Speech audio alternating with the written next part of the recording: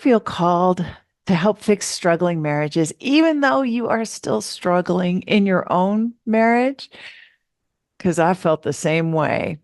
But it turns out helping other women fix their marriages is part of what made my marriage shiny and amazing again. And so many of the top relationship coaches around here, they say the same thing was true for them. In my free masterclass, Purpose, Prosperity, and Intimacy, How to Have All Three and Help Other Women Have the Same, I share the number one most important qualification for becoming a successful relationship coach. And I also share the number one indispensable first step for fixing your marriage and how to share it with another woman. And then I share why it is that our coaches, our relationship coaches, have an unfair advantage over other relationship coaches and counselors. And then I go step by step through our proven coaching curriculum and share why it's so effective for fixing marriages and empowering coaches. So if you've been dreaming about becoming a relationship coach, come to my free masterclass, Purpose, Prosperity, and Intimacy, How to Have All Three and Help Others Do the Same. You can register at lauradoyle.org/purpose. That's lauradoyle.org/purpose.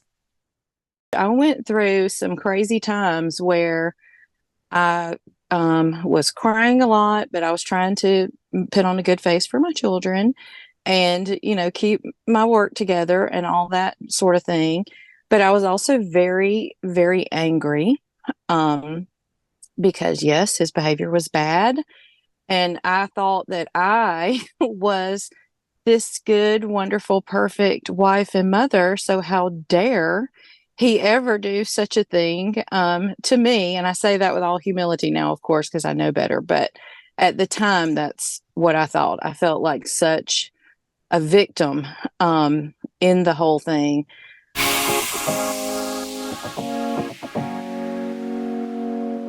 Welcome to the Empowered Wife podcast, where it's all about fixing your marriage without your man's conscious effort so that you feel desired, taken care of, and special, even if your relationship feels hopeless.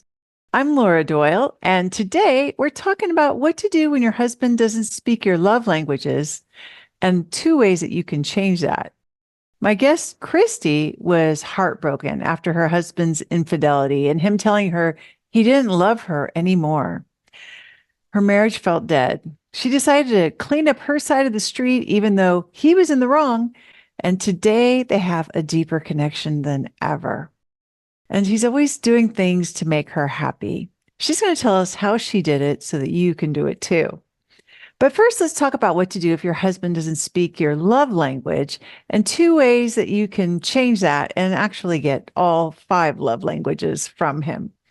Because it's depressing when you're longing for him to tell you how beautiful you are and how crazy he is for you, and he just doesn't. Or it's frustrating when you want him to fix the screen and move the patio furniture or put the crib up in the attic, and he just won't. Or if you're someone who really loves snuggling and wants to feel physically desired, well, if that's not happening, it really hurts. If you're anything like me, you've already tried telling him he just needs to give you more of your love language, and that didn't work at all. I know, same here. So what can you do if he's just not the type of guy to give you what you're desiring? I mean, tigers don't change their stripes, right? Or do they? Here are 2 things that you can do to change the love languages spoken in your home. And by the way, I don't know why you would limit yourself to just 1 love language or 2 love languages.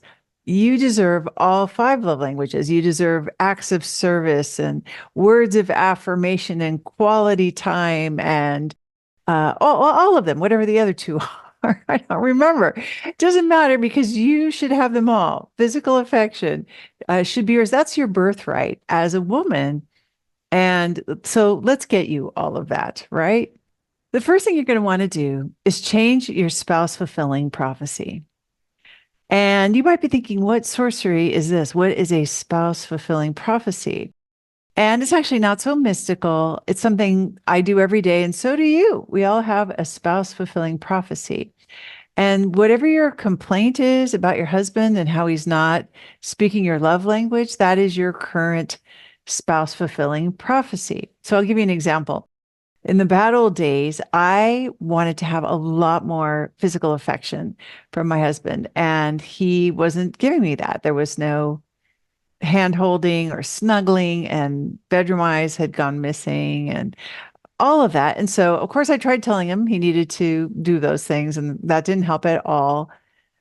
And I would tell anybody who would listen. I told my therapist and I told my friends and everybody, and my husband knew it too, that he just was not physically affectionate. My husband thought, my husband knew that this is what I thought about him, that he wasn't physically affectionate. So that was my spouse fulfilling prophecy. You are not physically affectionate. And I thought it was just the way things were. But then I learned about spouse fulfilling prophecies and I decided to change it up. I decided to change it to you're very physically affectionate as a husband because there was more to the story. See, when John and I first met and fell in love, he was very affectionate. He was always reaching for me. He was always putting his arm around me. He was always kissing me. You know, we spent a lot of time making out, right? So that was also true. Now, the current situation where he wasn't physically affectionate, that felt more real to me. That felt more true. So it felt like kind of a stretch to go back to the past and say that he was physically affectionate. But on the other hand, I had nothing to lose. So I decided to go with that evidence from the past as the foundation of my new spouse fulfilling prophecy. And wouldn't you know it? I mean, it was very scary to feel like I was leaving the reality of my current situation. But the more I focused on how he was physically affectionate, the more evidence I found that he was. Like he put his hand on my back while we were walking through a crowd to guide me. So that was physical affection, right? And I just kept looking for what I could find and affirming that. And now it seems like the absolute truth. My husband's very physically affectionate. He has to kiss me like 3 times before he goes to the gym. There's lots of hand holding, there's lots of snuggling, there's lots of bedroom eyes again. So consider changing your spouse fulfilling prophecy from the complaint, the spouse fulfilling prophecy that you have now, the unwitting affirmation, to an experience that's the one you want to have instead of the one that you don't want to have. The second way to get your husband to start speaking your love language is to become an irresistible magnet. Doesn't that sound great? I know. And you're like, well, great, Laura. How do I do that exactly? And I mean, I didn't know either. Back in the day when he was not being physically affectionate, I was definitely pretty miserable and definitely unhappy. And he knew that. And because I wore a scale on my face like this all the time, and I complained and I criticized, and he would try to make me happy, and it just wasn't possible because I was very committed to being unhappy because I thought that's how I was going to get him to change. You know, the more unhappy I was, the more he'd realize he really needed to change and be more physically affectionate, and that never worked either. So I don't recommend that. Let's not both make that mistake. So it turned out that I had to make myself happy. And I had to do that by paying attention to what my desires were and my feelings. So I would ask myself, when I first started to make this change, I'd say, well, how do I feel and what do I want? And I would think, I feel abandoned and I want him to be more affectionate. And of course, I didn't have any control over that, I thought. But just beyond that were a few other things that I desired, like playing volleyball and having tacos and having girl talk, right? So as I became more conscious of that and gave myself the things that made me happy, in fact, I became ridiculously happy. All of a sudden, I was irresistible. He could not keep his hands off of me again. This really contributed to him wanting to be around me, finding me an irresistible magnet. And the same thing can happen for you. If you change your spouse fulfilling prophecy to the experience that you want to be having, and you also become an irresistible magnet, and along with all the other intimacy skills, before you know it, you're going to be experiencing all five love languages from your husband. So give it a try. I'd love to hear how it goes. I have exciting news for you because right now you can listen to my book, The Empowered Wife, for free with your Audible membership in the United States. So discover the 6 surprising secrets to attract your man's time, his attention, his affection when you listen to the Empowered Wife audiobook on Audible without using credits. You don't need any credits. It's free. The Empowered Wife has over 1,700 5-star reviews, and it also has some 1-star reviews too, because not everybody is ready to hear what they can do to fix their relationship without their man even knowing about it. And I get it. I wasn't ready either until my marriage was completely falling apart and we were on the brink of divorce. And then I learned from women with happy marriages what actually works. And now my marriage is shiny and amazing. And those secrets are in this book. And you can listen to the whole book for free with your Audible membership. The only catch is that this Audible deal is only for a limited time. So to make your marriage last and thrive, go and listen for free with your Audible membership right now. My guest, Christie, was heartbroken after her husband's infidelity and him telling her he didn't love her anymore. Her marriage felt dead. She decided to clean up her side of the street, even though he was the one in the wrong. And today they have a deeper connection than ever. And he's always doing things to make her happy and be her hero. She's going to tell us how she did it so you can do it too. Christie, welcome to the Empowered Wife podcast. Thank you so much for coming on the show. Thank you for having me. So, what was happening in your marriage in the bad old days? A lot of things, it sounds like. We had reached year 17 and kids and life and all sorts of things that had gone with that. And we had fallen into a point where if I just shoot straight to the bad part, he was involved with another woman. He was drinking too much and he was out at bars a lot during the week. And there were probably questionable things going on, not necessarily multiple affairs, but just the behavior that goes along with drinking too much and being out and doing. And so it was a very hard time, but at the same time, I had 2 smaller children and didn't want to have them come from a broken home.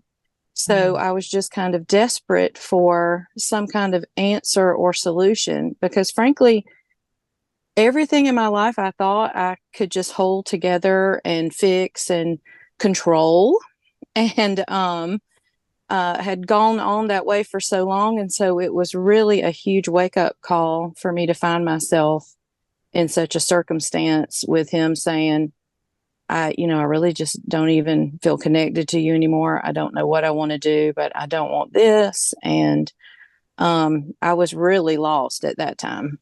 Oh, it sounds crushing, heartbreaking to have him say he didn't feel connected to you and then even that he didn't love you anymore, I think, right? At one point. He did, absolutely. And it was actually right at Christmas, the Christmas holiday. Merry And Christmas. Yeah. yes, and I thought, are we going into the new year with this? Like, and how you fight over, you're together 17 years, you fight and you have all these things. But for somebody to say that, and then at the same time, you find out they're involved with someone else and all this other goings on that aren't good. It's a very suddenly for somebody who was such a control freak. I hate to say that, but it's true about myself at the time. Mhm. To find myself so far out of control was just a totally new experience for me. Yeah. So were you just crying yourself to sleep and crying yourself to work and crying yourself to lunch and everything in between, probably for a while there, sounds like. Pretty much. I went through some crazy times where I was crying a lot, but I was trying to put on a good face for my children and, keep my work together and all that sort of thing. But I was also very, very angry um, because, yes, his behavior was bad. And I thought that I was this good, wonderful, perfect wife and mother. So how dare he ever do such a thing to me? And I say that with all humility now, of course, because I know better. But at the time, that's what I thought. I felt like such a victim in the whole thing. Um, and so I started just doing all sorts of things. I started reaching out to prayer groups. I started reading various books and watching YouTube videos at the time and all sorts of things, trying to figure out what to do if there was going to be any hope to try to put this back together or control it. What was it going to be? Yeah. Did you ask to go to marriage counseling? It sounds like you were not in the Hmm. mode to get divorced at all because of your children. I really wasn't because of my children. And I'll tell you, I know a lot of people have thoughts about that and they like to say different things about it, especially with somebody at the time, like I said, who was drinking. Now, he didn't drink at home. So I should make that clear. He went other places to drink. So that all wasn't going on in front of my kids and things like that. However, I didn't want to even face the thought of sending my children off every other weekend with this person and the things that he was doing at that time. Ugh, um, yeah, yeah, so that's what really that's made true. me desperate to find a solution. And I'll tell you that when I first, I know it was during the time when I first found, because I started with The Surrendered Wife when I had come across your books. And then I read that book and it made me a little bit angry. And I, Understand. you know how you say some people aren't ready, and I probably Yes. wasn't ready Yes. Yeah. at that Yeah. time when I read it. But then I got the idea, you know what? I am going, and this is a terrible thing for me to admit about myself, but I'm going to admit it. I thought I'm going to win him back and get him to love me again. And then I'm going to drop him and crush his heart.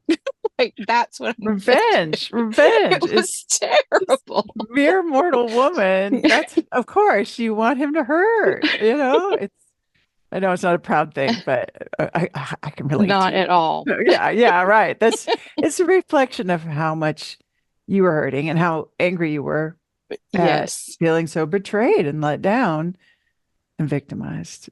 Yeah. And you know what else? I also when I was reading, and that original book, it has the section that said, originally you had some thoughts on too much drinking. And Yeah. so when I made a call in and talked to one of your coaches back then, they said, "Oh, she's updated." And I said, "Oh," and which I had already thought. I'm still might try this because I'm at my wits end and that sort of thing. But when I read that piece, it was like, you might not be able with a person with alcohol and this and that, to work the program in the same circumstance. But then I was so comforted to hear that. And so then I bought the second book, or the second one that I owned, The Empowered Wife, and reread it again.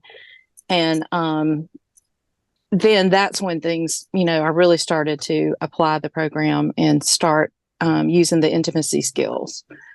Oh, okay, got it. So just for anybody who's listening who doesn't know what we're talking about, in the Surrendered Wife, I had arrogantly said, as though I know what's best for your life, right? If your husband drinks, if he's got an addiction, then the skills might not work for you.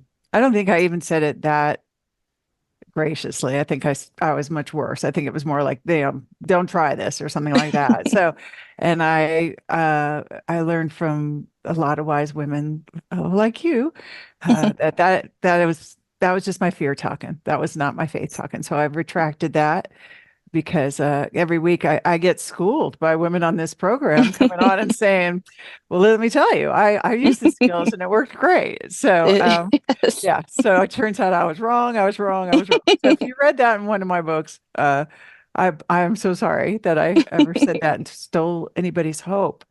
Looks like I stole your hope for a minute there, but I'm glad you recovered from that. So you decided, okay, I'm going to try these skills.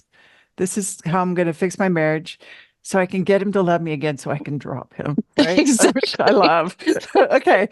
So what did you start doing first differently than you had been doing things before? So I went through the book and started making copious notes and list of do's and don'ts because at that time I was so scattered and hysterical. Like I said, I could be crying hysterically or just constant, we got to talk about this, we got to talk about this, there has to be something, that kind of stuff going on. So I the started with just shut your mouth, put some duct tape over your mouth and stop all of this relationship talk. And I will say that that was probably one of the biggest first steps that I took. That was different for me because I'm a talker and a fixer and a doer, and just to be quiet. And I'll say that took just a little bit of time to get him to realize that he could actually answer the phone when I called because I was not going to talk his head off with relationship talk, and he could actually come home in the evening because I wasn't going to trap him at the door and talk his ears off and fill him up with all my disappointments and unhappiness and how bad he treated me. So that was a major thing. And then I think the giving three, I set that goal that you recommended about 3 gratitude statements a day, which is very hard, especially when I was so angry and did not sincerely feel any of it. And I had to just kind of start thinking about it in my mind. I'm not giving him this gratitude because he deserved it or earned it necessarily at this point. I'm giving it, as a means to an end for my end goal is to try to repair this marriage. And this is a step I'm going to use for that. But to me, it didn't feel fair. Yeah. And if I'm being honest, I might have taken your book and ripped it a couple of times and then taped it back because during that time, because you have, even though we may read something and think, okay, I have changed my ways and I'm going to do this, it takes a little bit of time for them to trust you again, which I know to the average woman who's been hurt and feels terrible, they probably think, why are you worried about him trusting you? He's the one that can't be trusted. But it That's right. truly, that dynamic is real. So I just made sure that, I offered those thanks. And I'll tell you something he said to me one day, I thought was funny. He said, why do you keep saying thank you for things I should be doing? And Oh, it, and I was, because I was just finding the easy, thank you for taking the kids to school. Thank you for taking the garbage out. Thank you for handing me that piece of paper. The simplest things. It wasn't these grand things that I was thanking for, but I was looking for something that I could express gratitude for. But he noticed and he started instead of, it is amazing when somebody who's used to hearing your constant criticisms and what you're upset about and mad about and upset and all the issues, and then now they're not hearing any of that because you've duct taped your mouth, and now they're hearing you say thank you for things. And I think he was a little convicted by that too because he knew he had done wrong and he didn't deserve it, and I was doing it anyway. Wow. So Okay. I mean, I feel a sense of smugness, like vicarious smugness, right? Did that come up for you a little bit? I mean, just again, as a mere mortal woman, like I want to feel like, hey, okay, I mean, I took the high road and now look at the humility that he's showing. yes, And that he could hear his own conscience, it sounds like. yes, And yes. you created that space by wearing the duct tape and not giving into the anxiety and then making yourself do these three gratitudes. How did you make yourself do those three gratitudes, even though, like you said, it just felt so forced? I had reached such a low at that point when I had started with that commitment. Like I said, I had taken the book out and I wrote these steps every day of things that I was going to do. And I just committed to it. And so I stopped myself from agonizing over it or being angry about it. Or, you know, like I said, I had a couple little tantrums here and there with it. But at the same time, I could see once you start to see that you're benefiting, your relationship is benefiting from it, it's easier for you to do it. And then it starts to naturally become more real and less forced or manipulative because it almost felt a little bit Oh manipulative. yeah. I Oh know a lot yeah. of us say that from time to time because, as you said before, we were never taught these things. Most people don't tell you to start thanking somebody who's been running around on you and out at the bars too much. Um, No, that's no, not the it's not usual. normal. And um, says he doesn't love you anymore. Be sure that's to thank that right. man. Yeah. You're like, what? That's crazy. Yeah. So you're either you're crazy or you're a very disciplined person. One of the two. I Is that I right? think it was a little of both at the time, but Okay. probably more discipline at the time. Yeah. Very Um, disciplined. I'm impressed by that. I think it takes enormous determination to do what you did with those gratitudes. and it's hard too because I was already in that state with my husband, which is embarrassing and that sort of thing. But then you can't really talk to people you're close to about it either because they don't get it. And so I understand why you say community, your little community is important and listening to your podcast, just hearing other women who have done the things is so helpful. That's one of the reasons I called and said, or I would like to be on the podcast because I thought if I can get through this, somebody else might need to hear this too, because your immediate family and friends are probably not going to encourage you in this way. No, no. In fact, did you share with anybody about what was really going At, on? at the time, I did not because they would have thought I was crazy. They would have But said, why don't you leave? You should leave, exactly, right? that's Yeah. what they would have said. Now, since then, and even recently, I've had a few friends who know kind of what I went through, and they've reached out to me and said, I'm going through this now. What do you recommend? And so I'll tell them and I'll say, now I'm going to tell you these things, and it's not going to be what you want to hear or what you really want to do. But I promise you that if anything will work, this will, and it will work better than you think it will. And it's so I always really recommend that they start with the duct tape and um the gratitude because that worked so well for me. But because most of us right now we think we have to talk about everything, and how could you reconcile if you don't talk it all to death? To this day, my husband and I still have not talked about what happened and why it happened and all the ins and outs and the details. And, we never had that conversation, but I also don't feel like we need to anymore because I became okay. Of course, I was also taking care of me, and suddenly I had not taken care of me in many years. I was taking care of everyone else, but with your intimacy skills and knowing that I needed to start thinking about what made me happy and what I enjoyed doing. And I also took up a new hobby, and it made him actually even see me in a different way. And it made me look a little fresh or a little, oh, who is this girl? That kind of thing. We had something new to talk about. And so it was kind of magnetic that I was doing something new and fresh, and I had something else to focus on versus my misery that I was going Wow. through. What was the new hobby? Can I ask about that? I just started running with a running group, and Oh, I was never really good at it.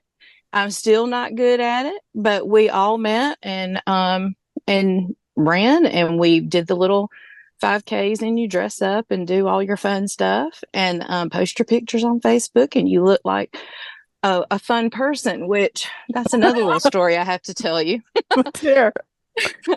In your book, as you recommend, smiling and being happy and the goddess of fun and light. I had been the queen of the sourpusses, for so long because I was so unhappy. The girl of Well, gloom and doom. Yeah. it was bad. And so I worked really hard on smiling. And I remember, I'll never forget one day my husband was walking out the front door and he was like, "Why are you smiling all the time?"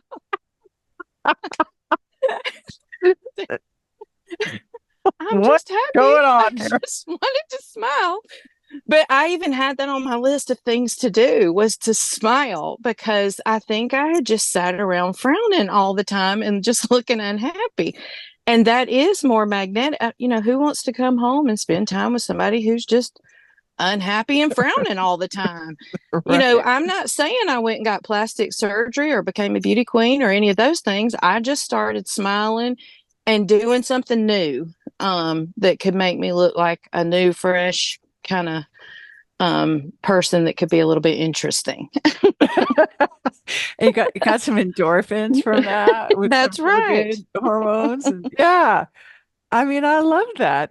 It does sound like you had a whole life transformation. Like Yes, for sure. Christie changed. Christie changed quite Yes. a bit. And then you got this better response from, well, you got a very puzzled response from your husband at It's first. funny. But wasn't that fun? So you kind of made his head explode a little bit. Yes. Because I know it would let me know that he was noticing, but he was trying to process. But in, retrospect, I think that's important because when they've seen you the same way all the time and there's nothing, new or happy or whatever. And then suddenly they're like, what is going on with her here? What is she doing? It gave him a little bit of interest. And then also, again, he started giving me a chance to be around him more because he thought, well, she's happy. She's not sad and crying and depressed. And honestly, I do think my husband was a good guy who had done some bad things. And I don't think he ever wanted to hurt me. And I don't think he ever wanted to do any of the things that happened.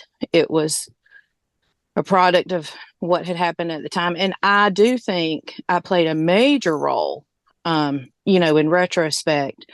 I wasn't a fun person and I was controlling. And I was a person who did tell him early on, that he didn't do this right and didn't do that right. And anything he did for me was criticized. And he did not buy me gifts ever. And I don't blame him because I complained. If he bought flowers, I complained about the money that he spent, that it wasn't necessary, and all of those sorts of things.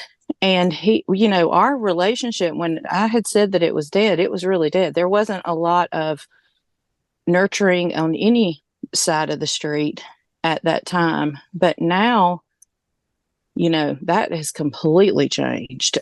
Just completely changed. Things that I thought when I read the book, okay, this might happen and we might stay together, but she's crazy if she thinks he's ever going to buy me gifts and stuff because that's not going to happen. And, here I sit in a car that he purchased for me because he knew I What? wanted it. Yeah. What? You And got makes the payments and does the whole thing, like every bit of it, makes it work. Yes, he got you a new car. he sure So did. It's so refreshing not to have to go out and car shop. And you just tell I him what you bet. want, and he went and got it. Like, so like you're the princess, you're Princess Christie? Is that And I just never thought I would be. I mean, buys me flowers all the time. There's not a he buys you holiday that flowers? goes by. Yes, How long he had has it not been bought since me. yeah, Not 1998 was the last time. 1998, Yes, yes. 26 years ago. Correct. You got flowers. And now, how many times have you gotten This has flowers? been 3 years since we've reconciled. So every year for the last 3 years, I get flowers all the time. Valentine's Day, birthday, Mother's Day, all the things. I get gift cards to everything. Even I get, you know, do you want to go out tonight to a nice restaurant? Let's, go and do that, where he was before going and spending this extra time with his friends, which I don't blame him, because who would want to be around me? I wasn't very fun.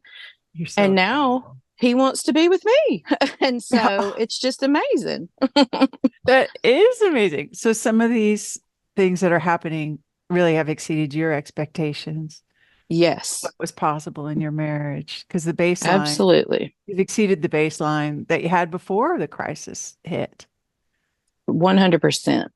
Yeah. Yes, Well, so and this is the same guy who didn't feel connected to you, didn't love you, that's right. out drinking with other women.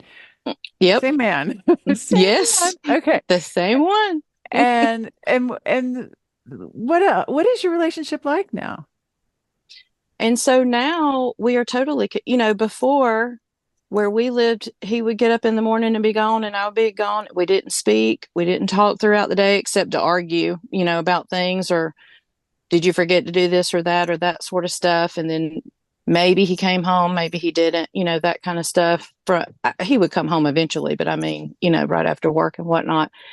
Now it's just a partnership, in the morning we're talking and laughing, and we text throughout the day, funny things. That was another thing, I had started just sending funny text here and there so that he would know, again, that he could trust me to answer the phone or respond to a text, that I wasn't picking an argument, I was being funny or whatever. And we just have a playful, funny time together. And it is a lot like when we were dating, um, when I used to be a fun person. And I do feel, ashamed of the way that I let things, because I never thought, for somebody who tried so hard to control things, I really didn't understand the kind of control I had, or how much. Because when you say, really, women have all the power in the relationship, you are so right. And I felt so out of control at that moment, where I thought, you can't make another person do. And it's not like you're really making them, but at the same time, the way you change yourself draws them to you more. So it's an interesting dynamic with how that works. But we just have a great time. We travel, we go to dinner all the time, which is perfect, because now my children are about to be the age of getting on out of the house, and we're going to be stuck together. So I'm glad we like each other again, because otherwise it might not have ended this way. So you could have come up to being empty nesters and had this kind of a dead marriage, like you were Yes, describing. we probably would have split up. And that that probably was in my mind, that when the kids are gone, then I'll deal with this. But now, surprisingly, instead of wanting to drop him like a hot potato, I guess I'll keep him. I guess so. Yeah. See what else where else he takes you and buys you and treats you with, and sounds like he wants to be your hero. Has he then come back and said that he does love you after all, or as All the time. I all have the a little, time? yes, and I have a little card. Like, we'll even say I love you on the phone, which we never did before, ever. What? And I have a little card sitting here where he had written that on the last flowers that he sent. But it's just like now. And I will tell you, although he never, like I said, we didn't have that conversation, and he didn't say, I did all this because this or why or that or whatever. I did overhear him a couple of times saying things to friends about how, my wife is amazing. She has, endured so much with me, and does this and does that. So I've heard, although we didn't have that conversation one on one, I've heard him say that to other people. And then then the closer we got back together, now he'll tell me those sorts of things all the time, and it for you, for somebody to love you when you are so um, unlovable, that does something to a person, I think, especially if he's a good guy, like you say. And I do, this is what lets me know he is a good guy, because he deserved to be treated better. And then while he's been treated better, um, he's excited to show that and make me happy. He just looks for, it's crazy because what you say is true. They look for ways to make you happy. They look for, oh, you want me to buy you that things that I will never buy myself in the store because I think, oh, I'm not going to spend all that money on that. He'll say, put it in the buggy. We'll get it. Why not? And he just does. It's interesting how true it all is, but it is. Wow. I just Christy, wanted, I was just going to say, I just wanted someone else that might be in that scenario to think, because a lot of times people think certain things are unforgivable, or certain things you can't get past, or this is too hard, and it is hard. And I'm not saying this was all easy and happened in 2 days, because it didn't. But I also had a sticky note that I kept on my dresser that said both options are hard. So I knew doing this was going to be hard, or getting divorced was going to be hard. And so I just made a decision to choose the hard. So the hard that I chose was to try to put the effort in and work this out versus the divorce. And it ended up being one of the greatest blessings of my life. Yay! yay! What a triumph! It's such a victory. Like you have superpowers now to it, love and be loved. it And feels like it. yeah, and you have the kind of marriage that every woman dreams of having now, which And just I will is say what possible. you just said. I know, like, if I let myself slack a little and I don't, first of all, I can tell if I'm not doing my self-care. That's when I start to get a little moody or grouchy. And if I'm not doing my part to continue to say thank you for things, or, whatever, then I can feel, okay, Carrie, you've got to straighten yourself back out. And that behavior of mine does control the whole tone of my home, because it's almost like a temperature gauge. And, but I have the skills now that I know quickly, and he trusts me now that, and um, he knows I'm being sincere, and I know that, what I can do real quickly to get ourselves back on track. Because nothing's perfect, but you know how now it's not just dead and completely hopeless. It's just a day to day thing. Yeah, you know how to get the whole family back on track, basically, Yes. with your own Yes. self-care and happiness. Well, I'm super impressed with this transformation that you've created in your whole family. And I'm wondering though, does resentment ever come up for you about what went on in the past? I will say every now and then there might be some little triggered memory, or um, something that takes me back. Usually, if something happens to somebody, I tend to be an empathetic person, and then I feel it, and I'm like, I know what that feels like.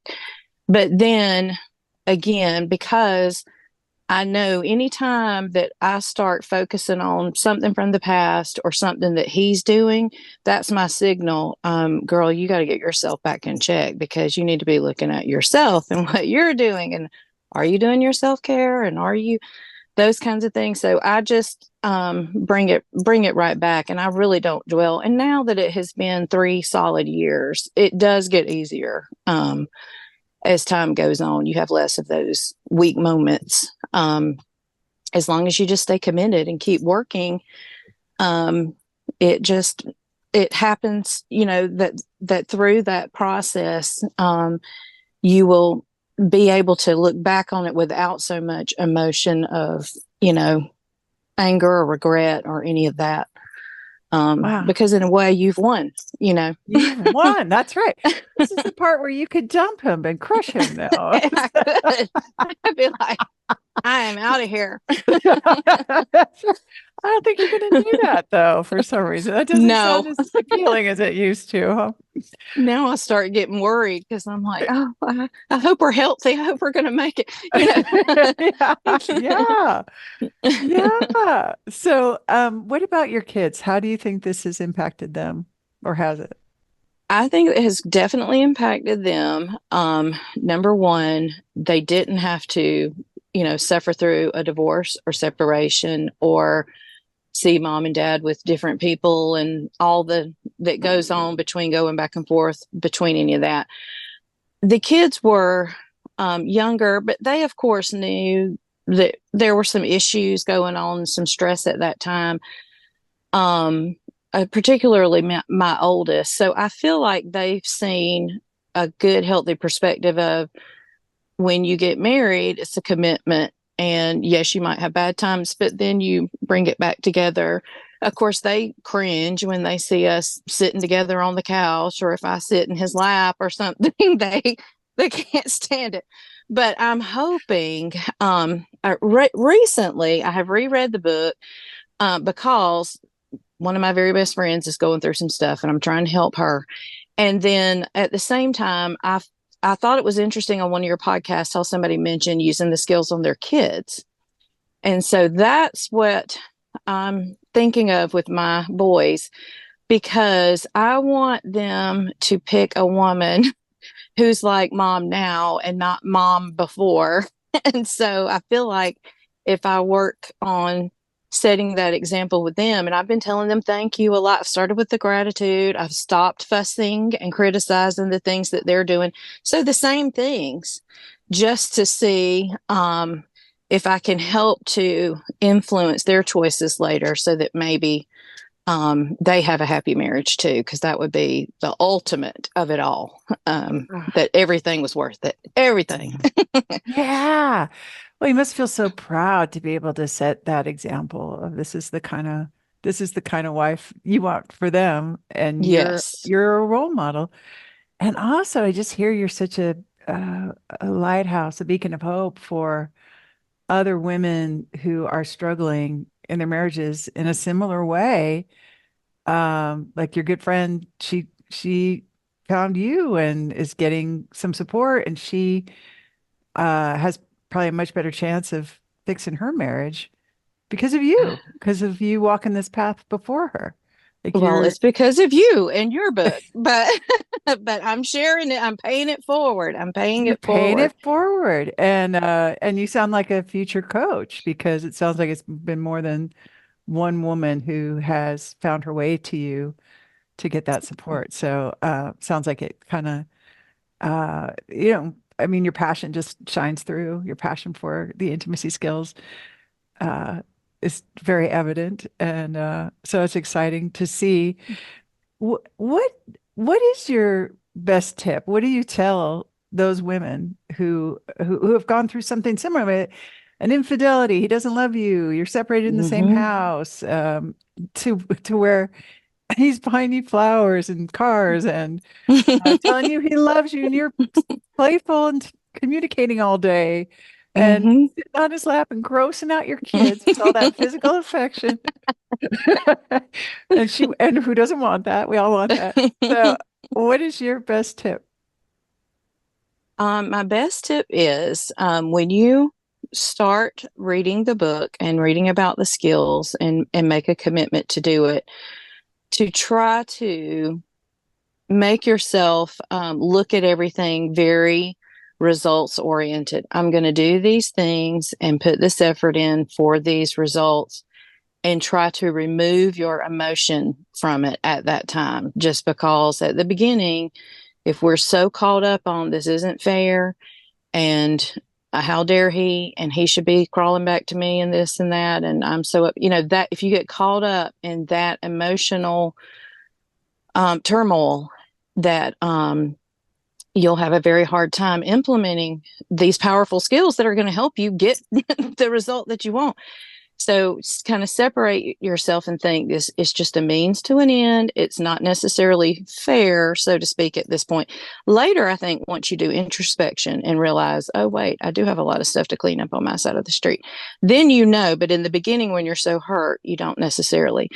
The second thing I always say is you have got to stop investigating and doing all the relationship talk.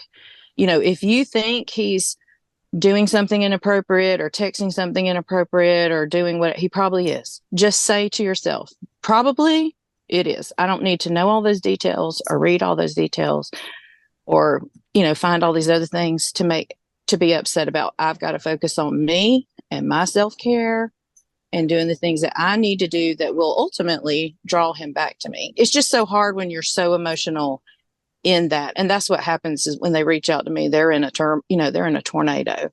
So they're trying to calm that down. Yeah. Yeah. Well, I just love that. Such a wise perspective. Like just take the action. And it feels really unfair. It feels super It unfair does. in the Mm-hmm. beginning. But you overcame that somehow. And here you are on the other side. So, Absolutely. I mean, amazing, right? So, and what do you think you would tell Christy if you could go back in time and tell her what you know now? Oh, I would tell her so many things. Sadly, but I think part of Christie's problem myself is that I, had grown up in the 80s and power women, and we don't need any heroes because we are, the shoulder pad generation who are going to do it and control it and have it all without anyone. And in a way, that was disrespectful to the role that my husband was trying to play as my hero, because men do want to be your hero, whether we believe that or not. And we can say all the things we want to these days about some of that kind of stuff, but they do. And when I started letting him do things for me, and be my hero, then it was that spouse fulfilling prophecy that I just, he got better and better and better. So I would tell myself that it's okay not to be the one in charge and you don't have to try to control all the things. Let him take care of you. Celebrate what he's doing. There's nothing weak in that at all. It's actually very complimentary when you're in a good situation. Absolutely. Well, you have won an award, Christy. Oh, yeah. Yeah, my best wife award. I'd like to present this to you for Thank you. the incredible accomplishment of fixing a marriage that, I mean, sounds like it couldn't have been more on the ropes than It was it bad. was. That it looked incredibly hopeless, and you showed incredible accountability, determination, commitment, openness, willingness, vulnerability in repairing it. And I'm just so impressed and want to celebrate you and congratulate you on this incredible accomplishment. Thank you so much. Thank you so much. You're welcome. You're welcome. I mean, I think you have inspired a lot of listeners today who might be in the same situation and feeling that it could be hopeless. And you're just living proof that it's not hope. In fact, it could just be the breakdown before the breakthrough. Absolutely. Oh, It I could love it. be. I love it. Thank you so much for sharing your story so authentically and vulnerably. It was very moving. Thank you so much for everything that you have done to help end world divorce. Well, I Yeah, appreciate it. I'm one of your success stories, and you are. very happy. And I will continue to spread the message as best as I can. Appreciate that. Thank you so much. Thank you. According to a study at Harvard, and this was horrifying to hear, if you know a couple who's getting divorced, you are 75% more likely to get divorced too. Woo! It matters who you listen to, which is why over 7,000 women like you who think that having a great marriage is important have joined our free Adored Wife group. The Adored Wife group is a launch pad where you can meet our certified coaches and discover the best next steps for making your marriage last and thrive. It's 100% free to join. Just go to lauradoyle.org/group right now. This is a private group and it's not for everybody, but if you are a wife or girlfriend who thinks that having a great marriage is important too, we'd all really like to meet you. So go to lauradoyle.org/group right now to join us free. That's lauradoyle.org/group. Listen and subscribe to the Empowered Wife podcast. On next week's podcast, we're going to talk about what to do when you don't really like your husband. I'm going to talk about 3 surprising ways that you can change that. And in the meantime, I hope you're having lots of fun. Today's fun fact is that I think about how many riders it takes to change a light bulb. And I got to ask, does it really have to change? Does it?